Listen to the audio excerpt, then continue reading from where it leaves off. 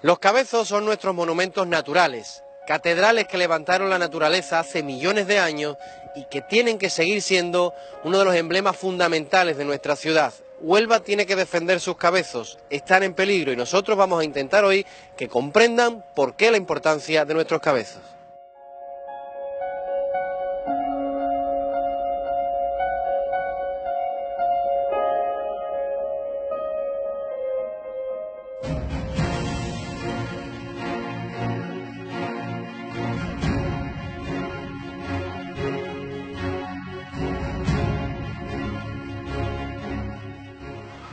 Rafael, me alegro de saludarle. Hola Nacho, ¿qué tal? ¿Qué tal? Bien. Pues nada, aquí estamos para hablar de los cabezos, porque esta semana nos vamos a adentrar precisamente en esos monumentos naturales que tiene la ciudad y que tiene muy pocas en el mundo, porque hablar de cabezos es sinónimo de hablar de Huelva. Efectivamente, forman parte de nuestra seña de identidad. Huelva es tierra de cabezos y bueno, y son unos grandes desconocidos para la propia población local. Y yo creo que el recorrido que vamos a hacer hoy va a ser muy interesante y seguro que la gente va a saber apreciar eso que tenemos, que como bien has dicho, solo Huelva tiene. Y bueno, y que tenemos que poner en valor entre todos y protegerlo porque verdaderamente están corriendo actualmente serio peligro. De los pocos que quedan, porque otros ya corrieron el peligro entero de devastarlo. Sí, hay cabezos como el de la Horca, como el del Molino de Viento, que en su momento se desmontaron y ya ni siquiera existen, o como el cabezo de San Pedro, que prácticamente ha desaparecido, ya está totalmente edificado. Pero bueno, hay otros que todavía se puede conservar si actuamos rápido y se puede hacer, y si la ciudadanía, lógicamente, pues empuja también, que somos quienes tenemos al fin y al cabo que tomar esa decisión, la ciudadanía de Huelva. Porque ¿qué importancia tenían los cabezos en esta ciudad? ¿Por qué Huelva está rodeada de estos cabezos? Bueno, los cabezos se formaron hace ya varios millones de años, en el periodo terciario, estaban formados por sedimentos marinos, de ahí que aparezcan continuamente conchas, han aparecido esqueletos fósiles de ballenas completos en los cabezos. Ahora, si quieres, cuando pasemos te diremos el lugar donde han ido apareciendo. Pero bueno, se formaron en su momento por las presiones tectónicas, salieron al exterior y formaron pues lo que es la propia imagen de Huelva, la propia geología de Huelva, que cuentan en la antigüedad de que cuando se llegaban los viajeros a Huelva decían que era una ciudad amurallada naturalmente, y era esa visión que se tenía desde los cabezos cuando se llegaba a nuestro puerto en barco.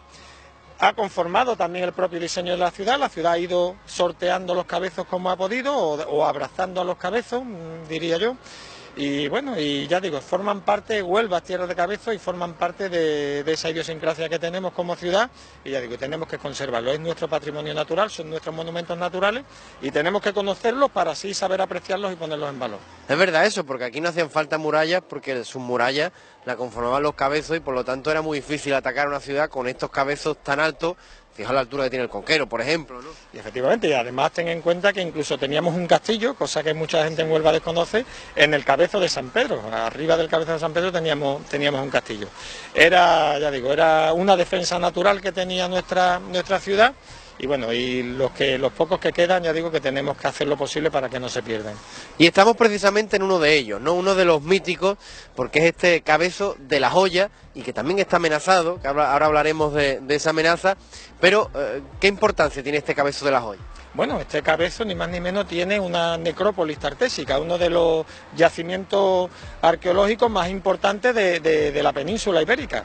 Aquí hay tumbas de príncipes tartésicos, aquí hay tumbas principescas y que, ya digo, tienen un enorme valor. Han aparecido aquí restos y orfebrería e incluso restos de un carro tartésico que hay una reproducción en nuestro museo. Parte de lo que aquí se ha encontrado ha estado expuesto recientemente incluso en el Museo Metropolitano de Nueva York. En definitiva, tiene muchísima importancia, se han trabajado, se han investigado, pero todavía queda muchísimo que está enterrado y queda muchísimo por investigar, y ya digo, y no podemos ni muchísimo menos perderlo. Ahora, si quieres, vemos dónde están esas tumbas, esa necrópolis. Vamos a pasar a la Joya, pero decíamos que está amenazada porque justo donde estamos, aquí, en teoría van edificios. Sí, todo este frontal va de edificios, en este caso chales adosados, y este otro de aquí, este otro lateral de edificios de bloques de vivienda entre 10 y 5 y 6 plantas. Ya digo, todo esto quedará prácticamente desmontado y dejaremos en el centro una plazoleta. Es lo único que quedará de este cabezo, que ya digo que contiene uno de los yacimientos arqueológicos más importantes de la península, sobre todo tartésico, y ya digo, y mucho, y lo que queda todavía por descubrir, porque las excavaciones que se han hecho arqueológicas, bueno, han sido puntuales, pero queda muchísimo todavía aquí por excavar. Bueno, pues vamos a adentrarnos en la joya para que, a ver si intentando que la gente sepa la importancia que tiene esto, paramos las edificaciones. Vamos.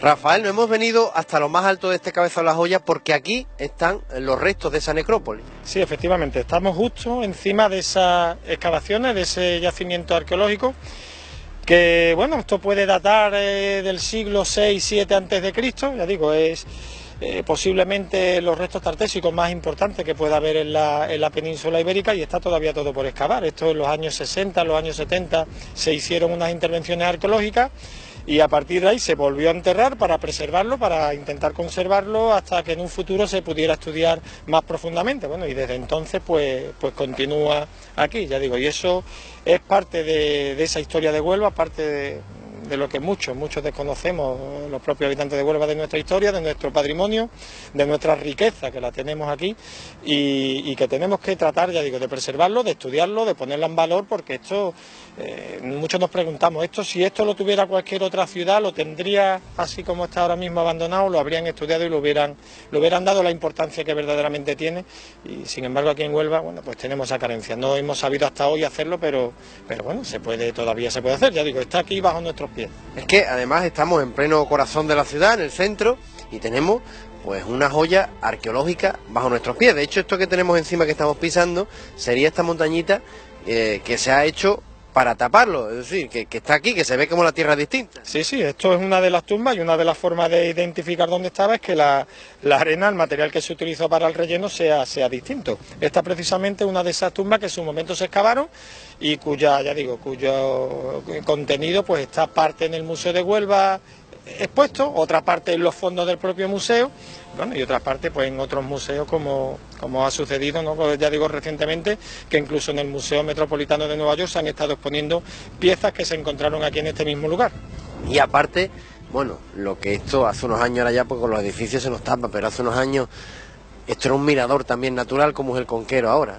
Claro, esto tiene además su belleza paisajística que no podemos obviar. Esto forma parte del paisaje de Huelva, esto es nuestra naturaleza, son la vegetación típica también. Claro, que muchas veces la gente dice que esto está descuidado, pero es que esta es la vegetación, esto es un cabezo, esto es el campo, es normal que exista vegetación. Es cierto que necesitará también un determinado mantenimiento, pero esto, la belleza precisamente es estas especies que siempre han estado aquí en los cabezos, y que bueno, y que tenemos que entender que la naturaleza es así.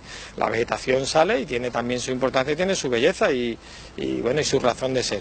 Yo creo que, ya digo, hay que mantenerlo, hay que cuidarlo, pero esto es una zona verde, tenemos nuestro propio parque en el centro de la ciudad, que puede ser este Cabezo de la Joya, y que tenemos, ya digo, intentar que no se pierda, porque ya digo, todo esto quedaría prácticamente rodeado de piso y reducido pues a una plazoleta en el centro de esas edificaciones que hemos estado hablando. ¿Y cómo se puede paralizar eso?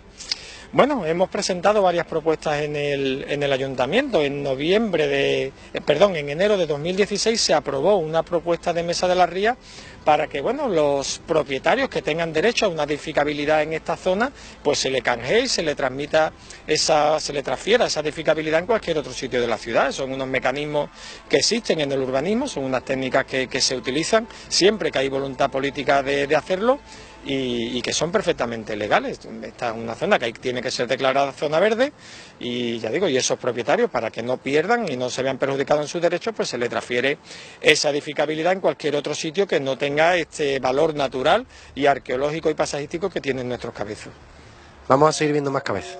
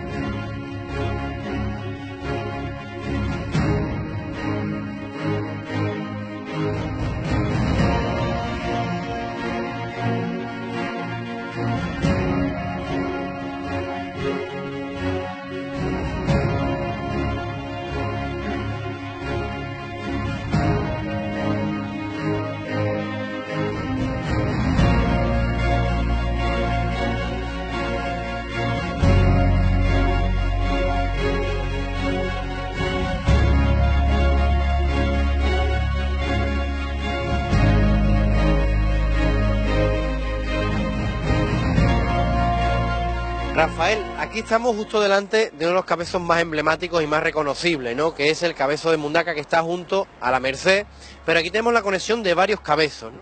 Sí, nosotros estamos intentando hacer ver a las administraciones de que los cabezos no son independientes unos de otros, el Conquero no es distinto de Mundaca ni el de la Roma, sino que forma parte de un conjunto de un mismo sistema de cabezos. Si continuáramos el cabezo del Conquero, a partir de aquí es Mundaca, sigue arriba siendo cabezo de la Roma Diputación, pasa aquí enfrente a ser cabezo de San Pedro y continuaría luego ya hacia el Parque de la Esperanza, el Parque Alonso Sánchez, que también forma parte también de ese sistema de cabezos. Ya digo, es un único cabezo, es un sistema completo y no son cabezos individuales, pero es verdad que cada uno tiene su nombre y este concretamente, que también está amenazado por la especulación urbanística, es el cabezo de Mundaca. Un cabezo también que tiene las características vegetales propias de las que hemos visto también, ¿no? En La Joya. Claro, la vegetación propia. Ya digo, esto forma parte de nuestro paisaje. Huelva, si lo reconocemos, los que nos hemos criado aquí, estos eran los cabezos. Este tipo de vegetación, los cactus, las pitas, en fin, forma parte, ya digo, de nuestro paisaje y a lo que estamos acostumbrados a ver. Y lo que tenemos que valorar, si la visión que queremos tener en Huelva es esta o es la que tenemos enfrente, que es la que se pretende hacer aquí. Esto se pretende tapar con edificios, con bloques de vivienda de hasta 10 plantas y veríamos, ya digo, en este lado de la calle, pues algo similar a lo que tenemos enfrente. Y además aquí era la única zona donde se podía ver fuera de tierra el acueducto, ¿no? Sí, efectivamente, el acueducto prácticamente en el 90% de su recorrido era subterráneo, pero había un tramo que tenía un desnivel que había que salvar y era precisamente este. Abandonaba este cabezo y conectaba con este caso con el de San Pedro por un tramo aéreo que aquí en la plaza, digamos, de esta urbanización, de estos edificios que se han hecho en el antiguo solar del Colegio Francés, se puede todavía visitar parte de ese tramo, digamos, que estaba a la vista.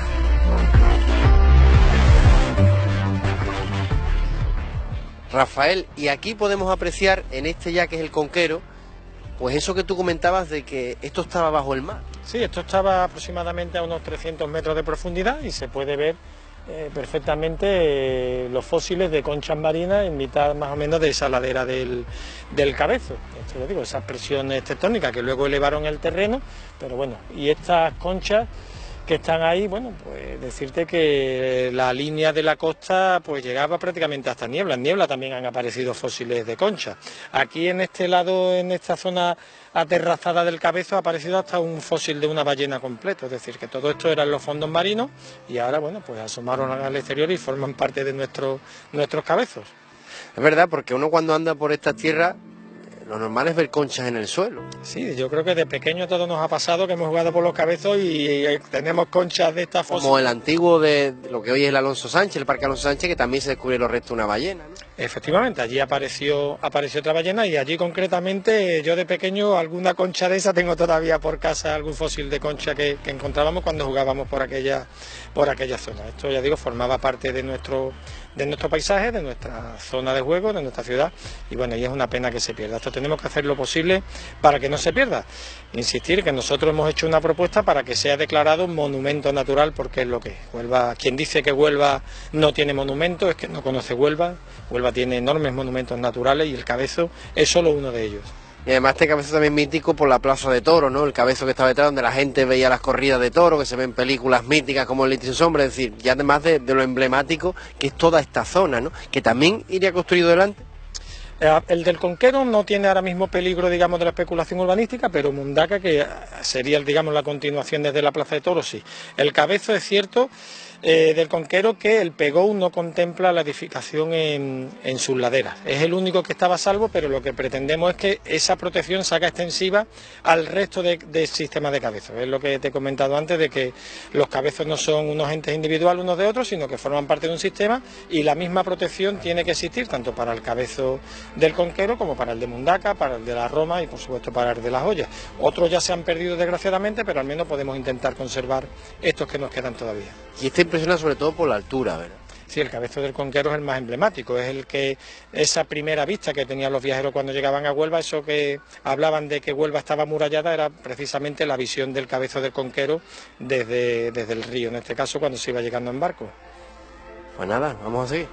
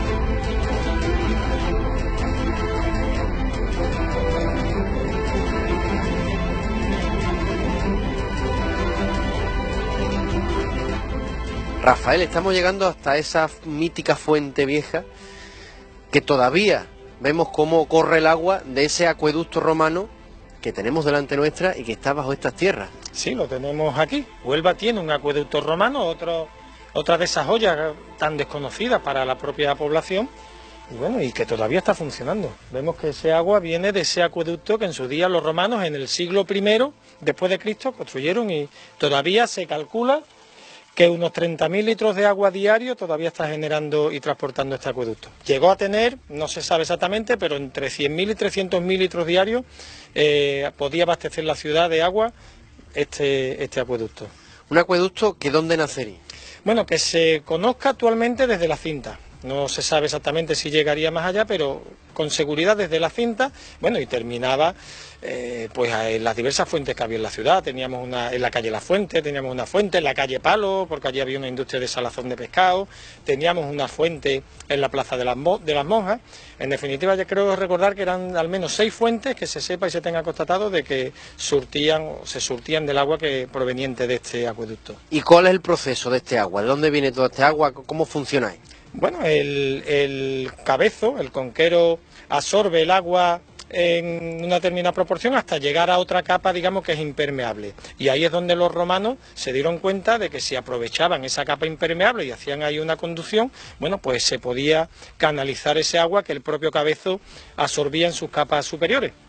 Y ya digo, en una proporción que Huelva se ha estado surtiendo de este agua pues hasta bien entrado el siglo XIX. O sea, por eso digo que se empezaron ya a construir nuevas conexiones, nuevas canalizaciones, pero hasta entonces Huelva, del agua que se surtía era exclusivamente de este acueducto que hicieron los romanos e idearon en el siglo I. Y esto lo hizo la gente de Huelva no para poder buscar agua, se hizo posteriormente. Sí, efectivamente, esta obra, digamos, de acceso al acueducto es contemporánea. Bueno, nuestros antiguos conocían que por aquí pasaba una antigua canalización y bueno, ya hicieron este acceso. Estos no son ladrillos romanos, pero sí desde luego lo que hay dentro. Y esto, ya digo, no obstante, tiene su valor y esto habría que hacerlo visitable para la ciudadanía, porque la ciudadanía, ya digo, tiene que conocer que Huelva tiene su acueducto y sobre todo eso, esa magnífica obra de ingeniería que aún hoy día está funcionando. Porque si miráramos a través de esa ventana, sí ya vemos el acueducto original. Efectivamente, el acueducto, como hemos dicho antes, prácticamente subterráneo, excepto el tramo aéreo que cruzaba aquel desnivel que hemos estado viendo antes, la zona donde estaba el antiguo colegio francés, pero si nos asomáramos por esta ventana veríamos que el pasillo, la canalización, pues sale tanto a derecha como a izquierda, viene desde la cinta y va en dirección hacia el centro de Huelva. Esto, ya digo, ha sufrido varios percances, ha sufrido varias restauraciones. La primera la hicieron los árabes en torno al siglo VI.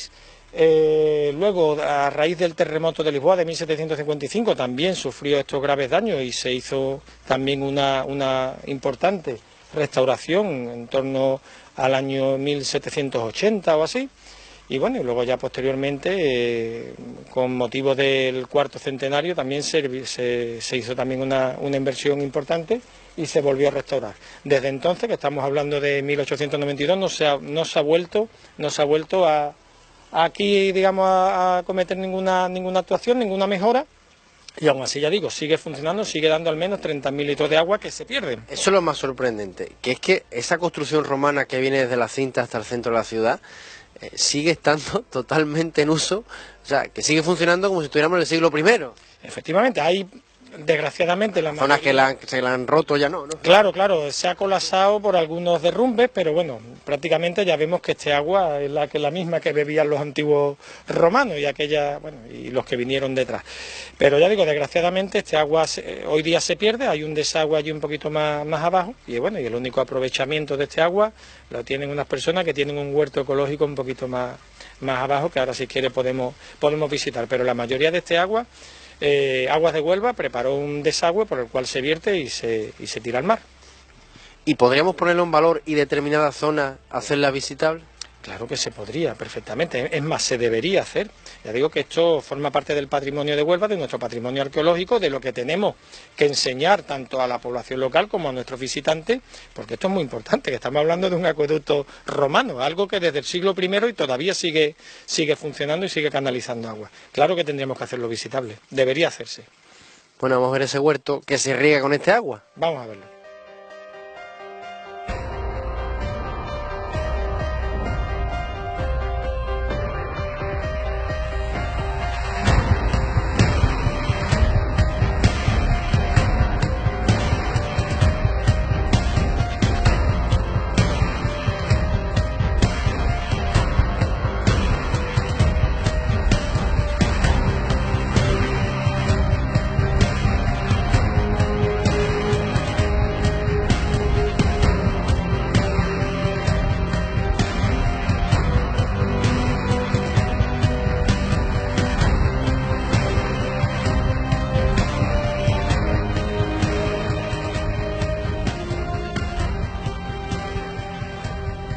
Rafael, hemos hablado allí de que hoy día todavía tiene un aprovechamiento este agua que viene desde Roma. Sí, efectivamente, el único aprovechamiento actual del agua que proviene del acueducto romano es este huerto que tenemos aquí, que bueno, está regentado por el amigo Eugenio, que yo creo que él, qué mejor persona que él que te explique cómo ha hecho esta magnífica obra también de ingeniería, digna de los romanos, pero que todavía hoy día permite aprovechar parte de este agua. Parece increíble, Eugenio, que después de tantos siglos de una edificación romana, ¿te imaginas que los romanos levantaran la cabeza y vieran que todavía hay alguien que aprovecha su agua? Sí, desde luego, es increíble. Pues esto, cuando empezamos fue en el 2011, en el seno del movimiento ciudadano del 15M, queríamos hacer un huerto por los barrios y nos asentamos aquí, que es donde teníamos el agua más a mano. Y a alguien se le ocurrió abrir este canal para surtir de agua al huerto y así fue como empezamos. ¿Y aquí cómo aprovecha este agua? Vamos a ver.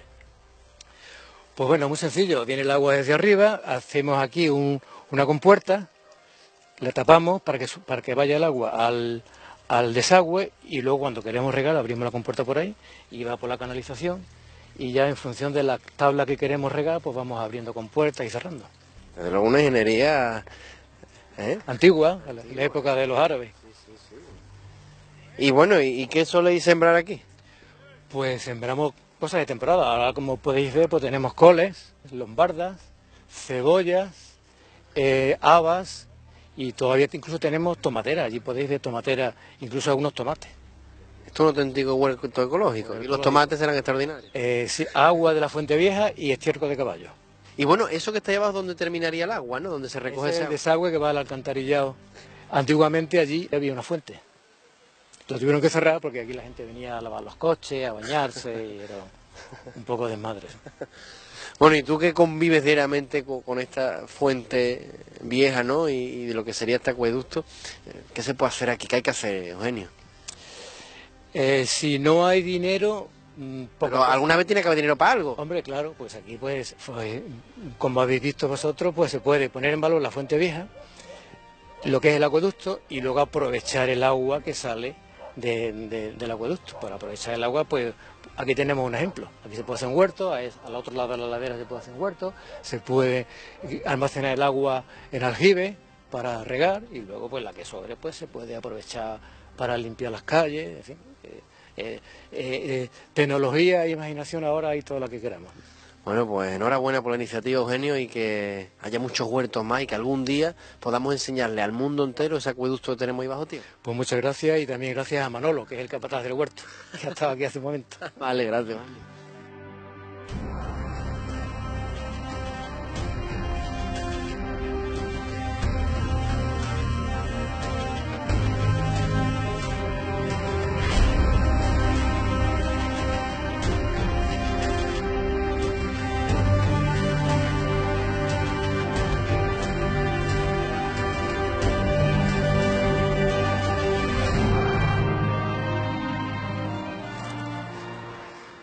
Rafael, lo hemos visto desde abajo, no hemos metido en ello, pero yo creo que esta vista resume perfectamente por qué hay que salvaguardar los cabezos de Huelva. Sí, por supuesto, yo creo que mejor colofón no podíamos encontrar que disfrutar de otro de nuestro patrimonio natural, que es nuestros paisajes, y lo que supone ver un atardecer desde esta zona precisamente y el color que toma el cielo cuando el sol se está poniendo. Esto es una maravilla más de las que tenemos en Huelva y bueno, y que sirve para saber y para poner en valor esto que tenemos, que son nuestros cabezas.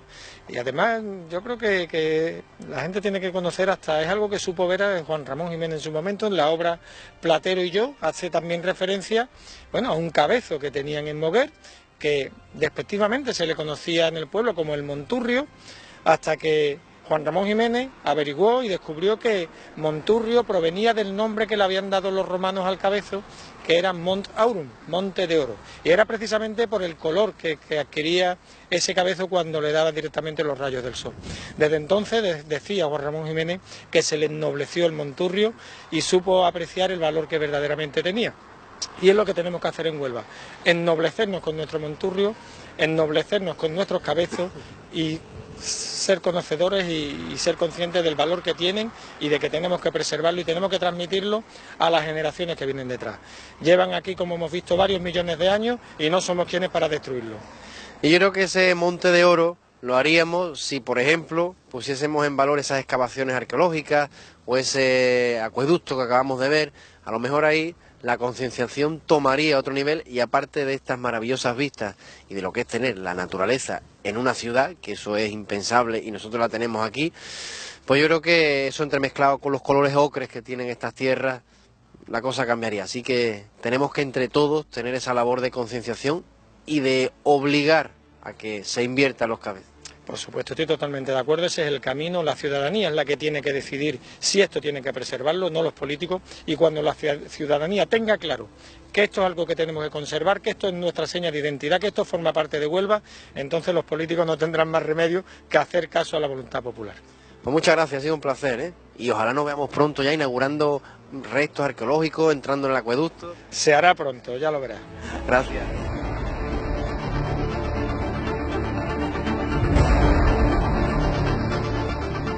Millones de años, o millones de historias y de almas, han acariciado el ocre de sus tierras. Son el símbolo imperial de la grandeza de su leyenda.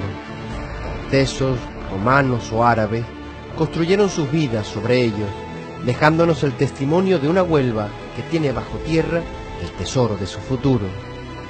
Derruir o mutilar sus cabezos es destruir el mito, evaporar la puerta natural del océano Atlántico y cortar la mano de Dios dibujando sobre una ciudad la eternidad.